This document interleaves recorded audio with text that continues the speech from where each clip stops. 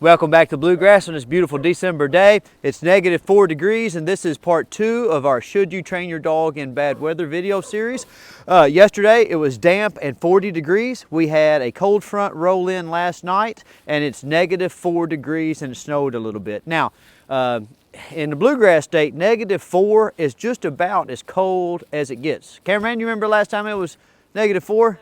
I mean, I don't even remember when it was this cold before. So this is pretty cold for us. We're gonna have to rush through this video because the camera batteries die quickly in the cold weather. So you can kind of see back here what the dogs are doing. They're running around and being crazy, okay? Now, one of the things that you'll notice when the weather starts to get colder, your dogs really want to get outside and they want to do a lot of stuff.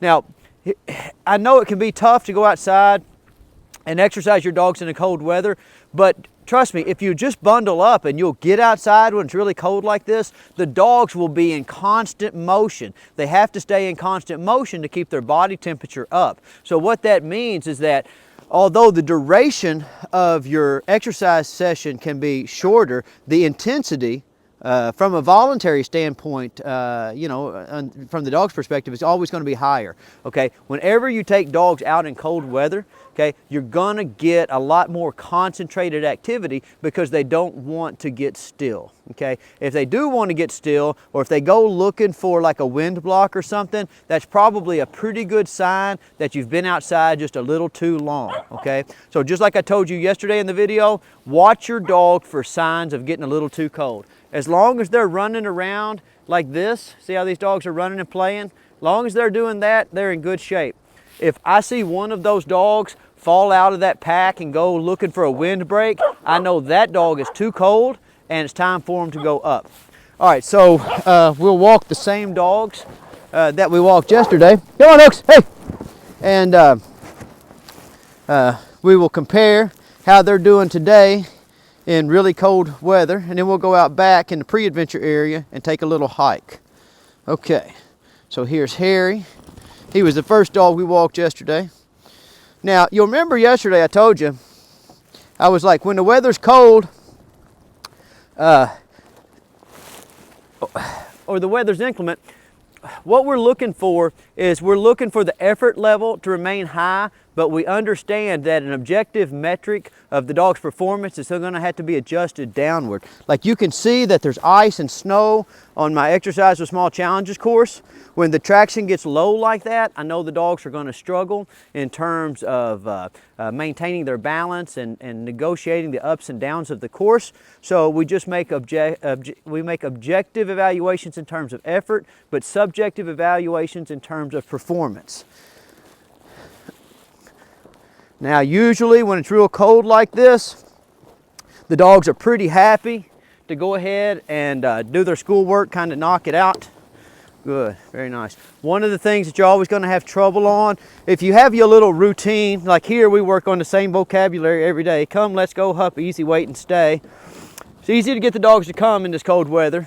It's easy to get them to walk on the leash. And it's pretty easy to manipulate their speed on the course. What's hard when it's real cold like this is to get them to stay for long periods of time because they don't like putting their bottoms down on these really cold surfaces, okay?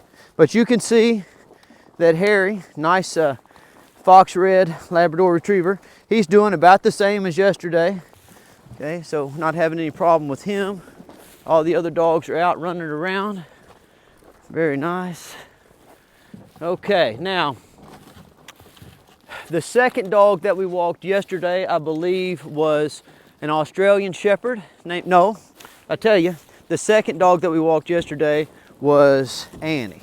So we're going to take Harry off the leash, and you'll notice that Annie, who has been out all morning, she's kind of immune to the cold. This is my dog, no name's full sister, Annie. She's 13 weeks old, field trial Labrador. And so you'll see that she tags along well, doesn't really have any problems related to the cold, got a great attitude, her posture's nice and relaxed. With these Labrador Retrievers, we can hardly get them to go up when it's cold. Now, granted, we don't normally see temperatures in the negatives very often, but you'll pretty much notice as we go along here. Look at Annie, Harry, George, come here. George, Shogun over there. Pretty much most of these dogs that are labs are out playing and running and having a good time, and it's not affecting them. Watch Hunter as he runs in and out of the little Jack Russell, as he runs in and out of the frame, and you'll start to notice that his posture is changing a little bit. He's tucking his tail a little bit, and he's lifting his pads up off of the ground, okay? So I don't know if you'll be able to see him. Look at him go there, cameraman. Watch him. You see, he's obviously uncomfortable, right? He's trying to get away from the wind. He's looking for a wind break, so I'm fixing to take and put him inside. He's going to do a little bit better.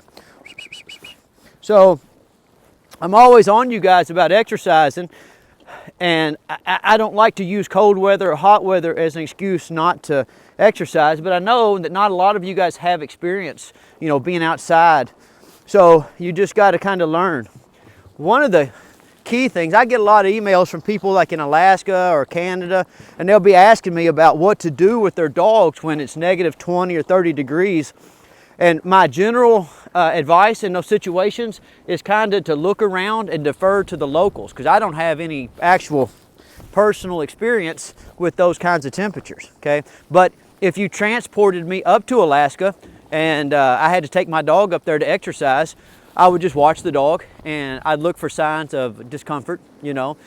If I see them getting uncomfortable, then I make sure that I put them up. Really, it's pretty simple. Okay, we'll back up over here. Danny here. Now this is where I might have a little trouble. Sit, stay. You see how, like, I'm trying to get her to sit and stay, and see how she like wants to bring her bottom up off of the table, you know, or pick her paws up off the table. So, you know, I watch that, I see that she's a little uncomfortable, so I would just take working on stay out of my routine this morning. Okay, let me try to hunt up Goose. Hey, Goose! Goose, come on! Come here, Goose! Okay, now, so we'll get this. Come on, Goose, Goose, Goose! Come on, you can do it, nerd. Very good. So we'll walk the Australian Shepherd.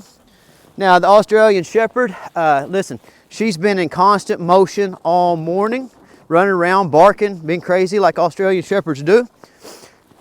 Haven't seen any, you know, reason to put her up, but I anticipate having to put this dog up well before I have to put up my adult labs. More than likely, my old dog Henry and No Name will be the last two dogs out today, if I had to guess. Easy.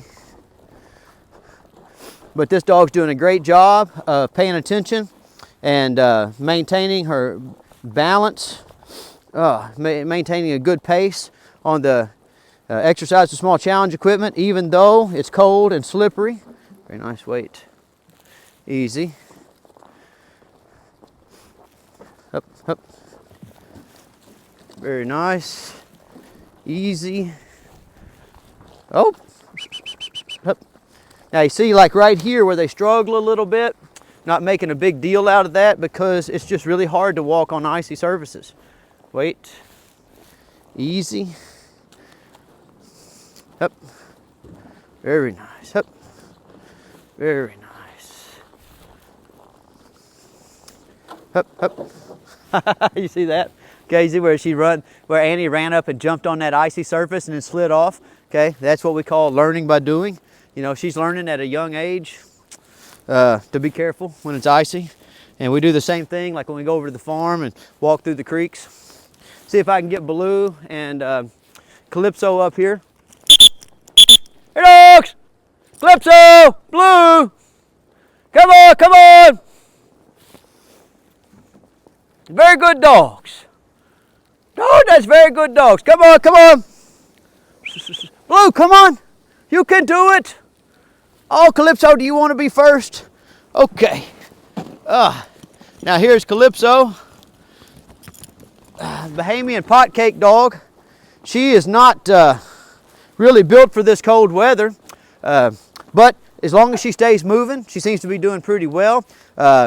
She's getting a little cantankerous this morning though, like Baloo was just trying to come to me and Calypso was bullying him because she wanted to be first.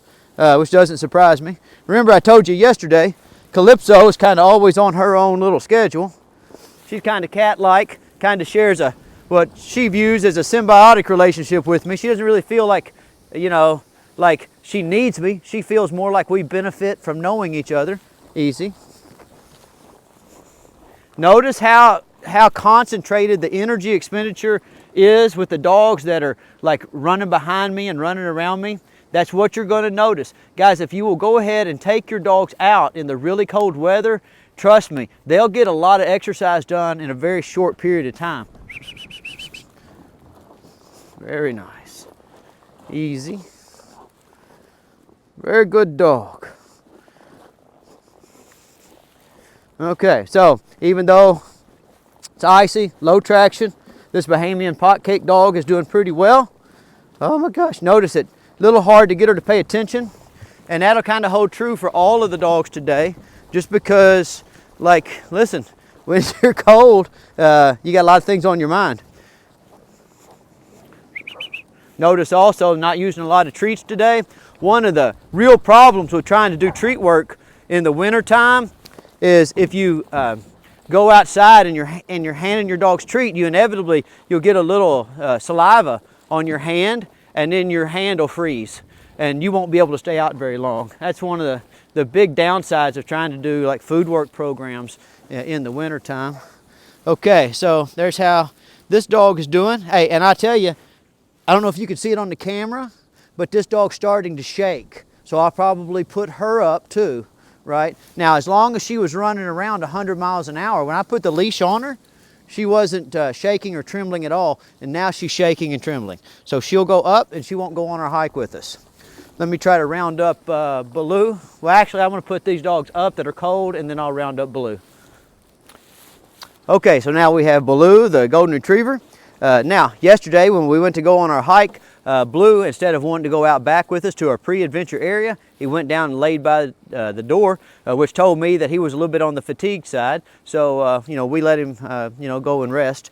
And today, what I'm getting is a little bit kind of the same thing, right? And I don't think it's so much that he's cold as that the overall energy expenditure level of the other dogs today has been super, super high, and he's been chasing them and following them around. And Blue, over the course of the formative months of his life, he didn't build up a whole lot of you know, like physical resilience, so he gets kind of tired easily. Very nice. I'm sure the cold is playing a little role though. Hup. Very nice. Very nice. Oh, come on. Now you'll see this. You see how like Blue is pulling on the leash today, and he wasn't pulling on the leash any yesterday? When your dogs start to get fatigued or they start to get uncomfortable, this is what I was telling you. You're gonna have to accept the fact that your performance standards are gonna kind of trend downward. Look at this. He's pulling to go in the building. He's telling me, Stoney, look, I've been playing, I've been running around, I've been having a good time, and I wasn't too cold or too tired to do all that, but I am too cold and too tired to finish my schoolwork. So I have a very important lesson to teach here. Which is, look, there's going to be plenty of times in life when you're tired, you're cold, you're hot, you don't want to do something, but it has to be done anyway. So the deal I'm going to make Baloo is if he wants to go inside, he has to finish his schoolwork and he has to make a good effort. He can't just slog through it. Come on, Baloo. You can do it. Toughen up, dude. Hup. Very nice. Very nice. Easy. Now, for dogs like Baloo who didn't get a lot of environmental socialization when they were young, this is pretty daunting, right? I mean, he's been out here and he's been running around on the Small Challenges equipment a lot, but today is completely different because there's a layer of ice and snow, you know? So not only is he a little bit more tired, it's also just the activities that we're doing are all of a sudden a lot more difficult. Think about doing your math homework and then having to do your math homework in the rain, okay? And that's what's going on here. So you see him trying to avoid our equipment. Come on, buddy. Now, as an amateur trainer at your home, you have multiple ways to like look at these kind of issues. Like you could say, well, it doesn't get very cold very often, so you know I'm okay with the dog not trying very hard. As a professional trainer, I do not have that luxury. You know, people are paying me to work their dogs, so, you know, we work the dogs every day, regardless of the weather. Okay, I have lessons to teach, those lessons will be taught. But to be honest with you, if I wasn't a professional dog trainer, I would still do the same thing. I do it with the dogs, I do it with my children. You know, in life, we have to often do things that aren't fair, and the most valuable lesson you can teach a dog or child is that life's not fair, you know. So sometimes you just have to do things whether you want to do them or you don't want to do them. Hup, hup. So we're going to walk this course again, and if we have to walk it 2 or 3 times until I get a little bit of compliance, then that's what's going to happen. One of the things I want you to notice is if you'll be able to see it in the camera a little bit, but you'll be able to hear it a lot more, is like the dogs are very rambunctious and kind of squabbling a little bit. That's very typical when the weather's super cold. Remember I was telling you, when the weather's cold, the dogs are trying to, you know, stay moving to generate a lot of body heat. Well, like that'll come out in a lot of other stuff. Watch out there, cameraman. You'll see pulling on the leash, you'll see wrestling, you'll see barking. That's the Australian Shepherd that's barking and carrying on. Remember I told you yesterday, that's, you know, that's kind of what Australian Shepherds do. Up, up. Very nice. When you go back and you watch the difference between how the training session goes in the nicer weather, you know, and how it goes in this, like it'll give you a good idea of the range of expectations that you have to be prepared for when you're training your own dog. You know, one of the things we get emails on a lot is, you know, people will say, Stonnie, you know, like everything was going great. My dog was the training was progressing just like it was supposed to, and then I lost everything last week. Look, you didn't lose everything last week. It's just that like dog training trends in a positive direction, but it's not better every day. You know, like over the course of a year, you have ups and downs, right? And some of you get really lucky and you have a lot of up days in a row, and then just any little downturn, it demoralizes you. It seems like a big deal. Trust me, it's not a big deal, guys. That's just the dog business, okay? So if I come out here and it's cold or it's rainy or it's hot and I get upset because that day, you know, the training session didn't go as well as the previous day when it was, you know, really nice weather and mild, well, then I would just be sentencing myself to, you know, a non-stop roller coaster ride of emotional responses to things that are outside of my control, you know. All you can do in life is just get up every day. Come on, Blue, Blue, come on. Get up every day and make the decision to do the best you can, you know. And some days your best is going to look better than other days. Up, up. Very nice. At the end of the day, whoever just keeps plugging away is going to be successful. Okay, so you saw Baloo when I first started walking him. He really gave me a lot of trouble. The second trip around the course, now he's starting to settle in a little bit. Okay, now I'm going to walk him around the course one more time, and I'm going to kind of expect for it to be a little bit better. Hup, up, hup, hup. Very nice. Hup. Very nice. Come on. You still see some pulling. Oh, you see, like, see this? This right here is learning by doing, though. He's pulling to go see the other dogs or to go in the building, not paying attention to the equipment. Well, he fell off. That's learning by doing. Come on, Blue. Hup, hup. Very nice. Easy. Very good. Hup, hup. Very nice. Hup, hup. One of the big problems that I see in modern dog training is that people have become motivation chasers. They're always looking for that extrinsic motivation. They're looking for the treat system, you know. They're looking for the next electric collar system. And people don't just put in enough work. They don't get enough total training volume to get the dogs to the habituation threshold, to get the dogs to where they have internalized that certain things are expected. And they're just going to have to be done because they just have to get done. Easy. A lot of times, you know, people hop from technique to technique looking for an answer to a problem that would best be solved with sheer repetition. Up, wait, easy, very nice. Up, very nice, easy, good boy. You're doing very good now. You're a very smart dog.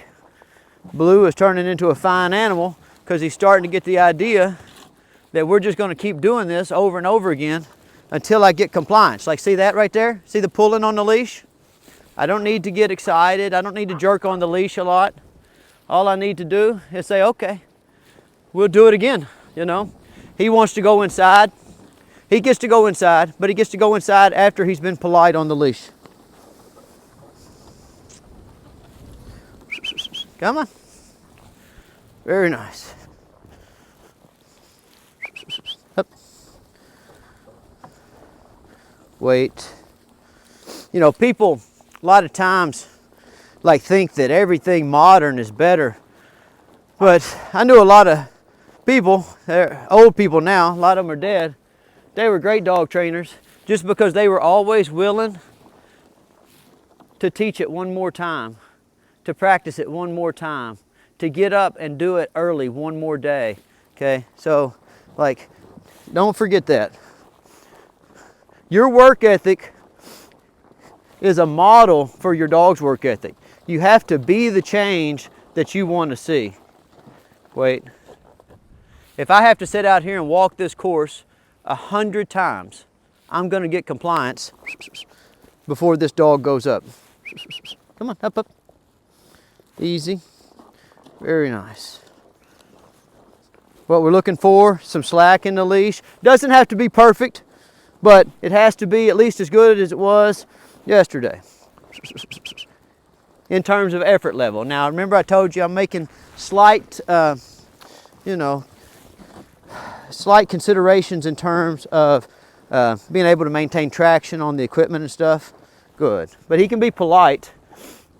Wait. Good. Easy. Very nice. Up. Up.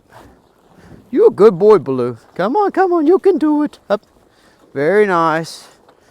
Now it looks like we've settled into a routine. Easy. Up, up. Very good. Up. Good boy. Up. Easy. Wait. Easy. Very nice. Up, up. Good boy. Up. Wait. Good. Easy. You a fine animal. Good. Me and Baloo seem to have started to come to an agreement here. So the positive reinforcement in this situation is, I'm going to let him go in the building and get warm and have a snack, chew on a bone, do some other stuff that he likes to do. And to get what he wanted, all he had to do was give me what I wanted first. I mean, that's the essence of positive reinforcement training. Oddly enough, though, that's the essence of traditional training, you know. So sometimes when you see people kind of arguing about what training methodology is the best, most of those people, they're not even really familiar with all the different training methodologies in terms of, being good at them. So it's hard for them to even really make a comparison. Good. Okay, so out of all the dogs that we had out this morning, these are the ones that are left on this -4-degree day. We have a bunch of black labs. All the black labs that started the morning are still out here, and we have the Australian Shepherd Goose, and we have the Fox Red Lab named Harry. Come on, dogs! Come on, come on! So we'll take the same walk that we took yesterday, and we'll kind of do the same things and see how it works out. Very nice. You're very good dogs. Fine animals.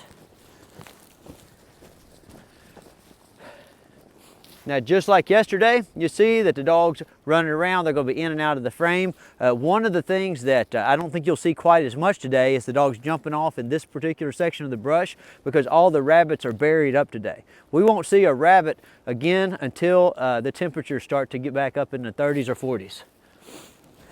Every so often, I just call them. Hey, dogs! Very nice. Very good dogs.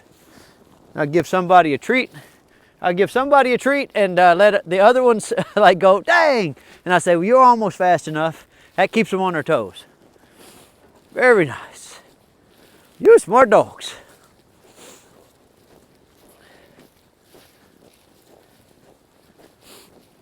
Okay, cameraman, if you want to swing over there in front of us so that the sun doesn't mess up your camera. Okay, so the dogs are getting kind of far away. Dogs! Oh, somebody wins that race. Here comes Annie, bringing up the rear. Oh, because she's a smarty. Very nice. And we're just going to walk. Charlotte, what were you doing yesterday when we were out here? I might have just been Playing playing in the house. in the house? Yeah. You should have played in the house today and came out yesterday. It's so cold. Cold weather's fun though, no? Now think about how cold, like, who were you talking about earlier? Laura and Mary Ingalls were back on the prairie days because they don't have like any trees to stop that wind from coming and they didn't have any good winter clothes. Okay, we'll stop and we'll call the dogs.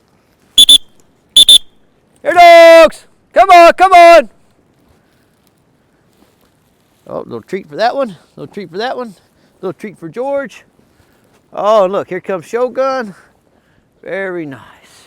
Now, on your walks, you'll kind of always notice that dogs, they're like children. When you take children someplace, the more adventurous ones, like those are the ones you got to keep your eyes on. Some of these dogs will stay close all day, and some of them will start to venture out farther. As long as they don't go too far, I don't mind. When I was a little kid, they would say, don't go so far, I can't holler for you. That's kind of what I tell the dogs. Now, if we're out here and we have like a Brittany or a pointer or some other kind of bird dog, we stay on top of them a lot more because they can go so far so fast. Like in my pre-adventure area, there's no real quick route to a road or anything dangerous, and I have these paths mowed in such a way that the dogs kind of always run in circles and run into us anyway. So we're pretty safe. We have to be careful, like when we have the terriers out here, because the terriers will get off and do some stuff that they're not supposed to do. They'll get down in the creek, get themselves buried up in a hole. That happens sometimes. But the bird dogs are the ones that give us the scares. Dun, dun, dun. All right, so call the dogs. Well, look, I didn't even have to call them because they ran in a circular path. And here I am going to give them a little treat. Say I appreciate them coming and finding me. Very nice. Good. Now you guys know that I'm big into playing follow the leader games. Well, what's important about playing follow the leader games is that like you let the dogs be the leaders sometimes too. It's no fun always following.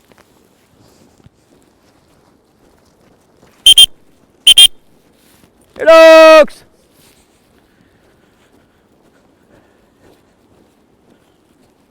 They love playing in the snow, don't they? Now, I also want you to notice, like these dogs, as they're running, they look completely comfortable.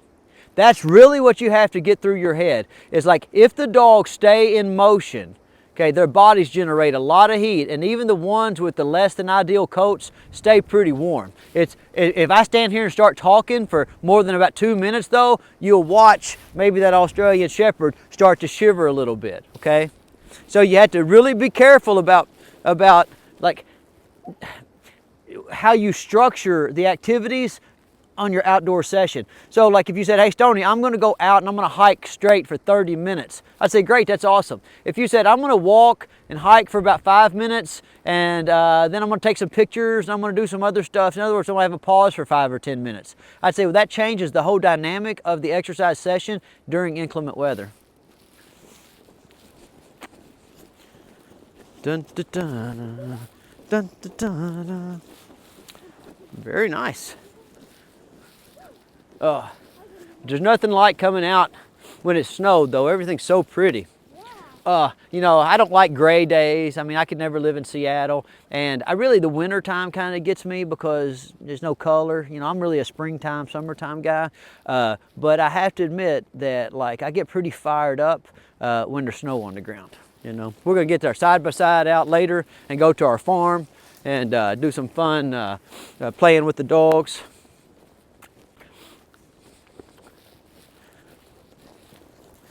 We went ahead and went this direction yesterday, cameraman. Okay, we'll do the exact same thing as yesterday.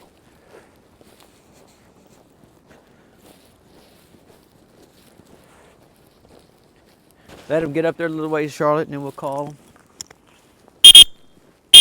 Hey, dogs! I see how they all turn and come. I might give that one a treat. And I might give that one a treat. Good. I might give Harry a treat. Very nice. Good dogs.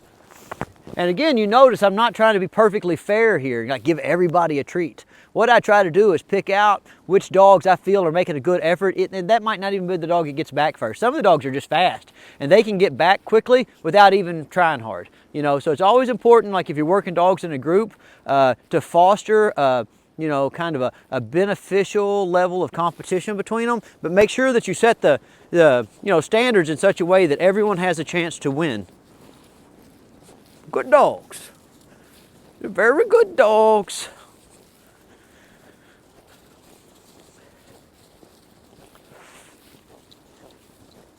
Charlotte, should we build a fire today? I think all the wood would be too big. I've got some under a tarp over there. We might go ahead. We're about out of battery on the camera, but we'll probably go ahead and do a little campfire safety training today. Most of the dogs that come here, their owners are pretty outdoorsy, so we always try to make sure that the dogs are safe.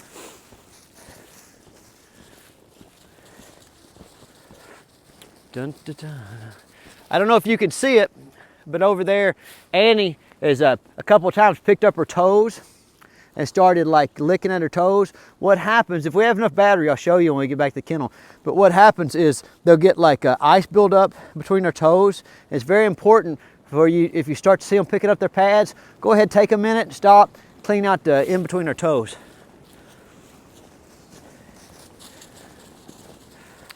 Okay, now we're kind of running into some problems with the camera freezing up.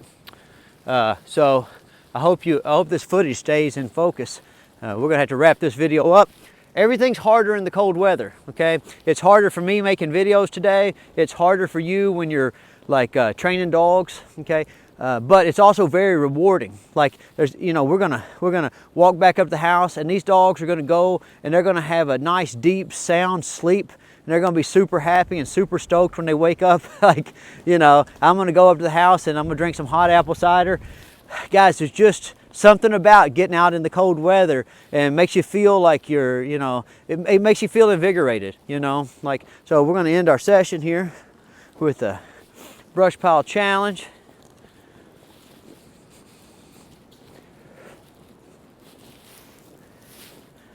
Okay, all right, so we're gonna start walking up the brush pile. Oh, now a little more slippery today, a little more dangerous today. But that just makes conquering the brush pile that much more satisfying. Charlotte, are you sure you want to try to come up here? It's pretty slippery. I can hold your hand if you want. Yeah, slippery, slippery. This is a perfect example of learning by doing. Now, what else happens? You know, we're talking about when we were on the Exercise with Small Challenges course, how the ice and the snow, it literally changes the dynamic of navigating the course, right? Because the traction differentials, the dogs don't like to have their feet on the cold material. When we're out here in this kind of environment, this brush pile usually has a lot of give to it, right? Okay, so you can kind of get up here and you can make... Okay guys, the cameraman just came back out of the building with the camera. We were out doing doing the brush pile challenge, and the battery died. And I told you at the beginning of the video, cold weather is tough on batteries. So I'm sorry. The point I was making on the brush pile challenge was simply that when it gets really, really cold, if you're out in the woods, if you're out in a creek or something, you have to be very careful, because logs and limbs and things, they don't bow like they do when the weather's warm. They have a tendency to just snap, okay? And when they snap, they got little pointy ends on them, so you got to be very careful, right? So not only like when it snows and it's icy, is it like pretty slippery in the woods, but also when you're walking on old limbs and logs, they have a tendency to break and snap suddenly and have sharp points, right? So don't do it unless you're a professional, is my general advice. Okay, but now I'm out here with Toast. Toast is my buddy. He's a good Malinois. I didn't put him in the original video just because when he's out here, he's so fast, and he runs in a big circle and gets all the other dogs to play with him. So we can't ever capture all the dogs up close to me. They just run in too much, okay? But we'll walk him on the course. As a matter of fact, we can walk him on the course right now, and we can wrap this video up. So I think what you'll notice by watching the video today, pretty much, and you can go back and watch it a couple of times, and instead of just listening to me drone on and on, you're gonna be able to get a couple of lessons. Number one, look at the energy expenditure per unit of time of the dogs. I haven't watched this whole video yet, but I'm almost 100% sure if you take and you look at how active the dogs were, they were substantially more active today than they were yesterday. Okay, the colder it gets, the more the dogs want to be in motion. The motion is what keeps their bodies warm. As long as they're in motion, they're good. Okay, now how that translates to you guys, and it's kind of unfair, I know, because what am I doing? I'm saying it's cold, get out and exercise your dogs, and I walk out the door and just let them run around with all the other dogs. I know that's hard for y'all, so you're going to have to walk your dogs on the leash, or at least walk them on the leash until you get to an area where you can take them off the leash. When it's cold, expect for the dogs to pull on the leash more, okay? Because it's cold for them to, remember I was telling you they want to be in motion to keep their body temperature up, okay? Think about all the dogs you watched today, how much they ran around, and then thinking about how little energy in comparison is expended when you're walking them on the leash, okay? The other part of like having a certain amount of empathy for the dogs in terms of energy expenditure on a cold day is I have empathy for you, because I know when your hands get cold and you have a dog that's pulling, it's really tough. I mean, the cameraman's sitting here and she's having a really hard time because she's holding this gimbal, so her hand's up in the air and the wind's going over her hand, and I mean, she's a real trooper. I mean, it's a real tough job. And I know sometimes that walking a dog in the cold when they're pulling, it's a real tough job. And it's a real tough job because it can be uncomfortable to you, okay? But just always trying to keep in mind, guys, that you bought the dog, not the other way around. Okay, so if you bought an athletic dog bred to go outside in cold weather, or even an athletic dog that wasn't bred to go outside in cold weather, you have to find a way to dissipate that energy. Otherwise, they're going to get themselves in trouble in the house, and that's not me. I just hold it back up there, cameraman. Okay, now, so this is exactly what I'm telling you, right? Okay, the battery just died again. Okay, that's the cold weather is just going to present you with a lot of problems. It's presenting me with problems with batteries, and it's going to present you with problems with dogs that get rowdy and they get rambunctious. Maybe they get a little cantankerous. Walking them, they pull you down, or they make it uncomfortable on your hand because your hand's cold. Okay, well listen, guys, that's life. And sometimes in life you just got to buck up and you got to do the right thing. And I hope this video is kind of giving you a realistic overview of what the right thing should look like in terms of exercising your dog, and also like some of the considerations, for like how uncomfortable it can be. Because it can be uncomfortable, but trust me, it's worth it. And if you get in the habit of doing it, you're going to have a big sense of accomplishment. And when you hear your friends talking about their dogs tearing stuff up in their house on those cold winter days, it'll make it all worth it. All right, guys, I'll see you next week. Okay, well, so we charged the phone up again, so hopefully it'll last at least long enough for Toast owner to be able to watch him navigate the Exercise the Small Challenges course. Owners always get disappointed if their dogs don't get to do the exercise or small challenges course. So we'll kind of rush through it just to make Dee's Christmas a happy Christmas. Very nice. Wait, easy. Oh, you are a very smart Malinois. You are a very good boy. Up. Very nice. Wait. Easy. Good boy. Up, up. Oh my gosh, he's a good dog. He's a very good dog. Up. Easy. Wait. Easy. All right, cameraman, I'll put him right up on the exam table. Very nice. Oh, you are a smart, smart dog. Come on, you're almost through. Up, up. Oh, this is where we're going. Oh, and you did it. All right, Dee, I got your dog in the video. I promised you that I'd get him in here one way or the other. I'll see y'all next week.